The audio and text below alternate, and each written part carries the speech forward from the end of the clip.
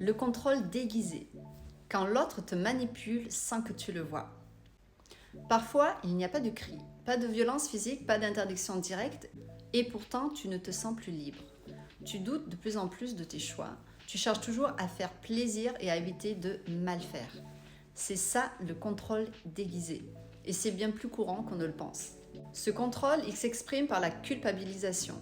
Par exemple, tu proposes de sortir voir des amis et l'autre réagit froidement. Il ou elle ne dit pas non, mais te fait sentir que c'est une mauvaise idée. Tu finis par rester, pas parce qu'on t'en a empêché, mais parce que tu culpabilises. Le contrôle déguisé, c'est aussi la critique constante mais subtile. Tu mets encore cette tenue? Tu vas vraiment poser ça?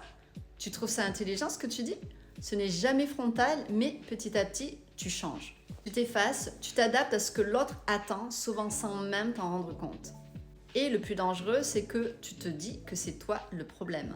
Tu veux juste éviter les histoires, tu veux être cool, tu veux que tout se passe bien, mais à force, tu ne sais plus où est la limite entre compromis et abandon de soi.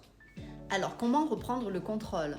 Commence par repérer les moments où tu modifies ton comportement, non pas par choix, mais par peur de la réaction de l'autre.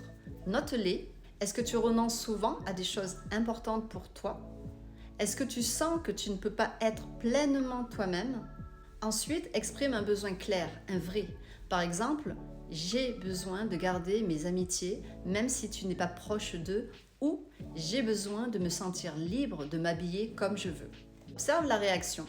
Si l'autre réagit avec colère, ironie ou mépris, c'est qu'il y a bien un problème. Ce type de contrôle n'est pas de l'amour, c'est de la possession douce, de la domination silencieuse.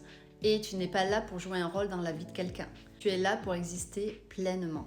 Je te propose un exercice simple cette semaine. Fais une journée où tu prends toutes tes décisions sans chercher à anticiper la réaction de ton ou ta partenaire.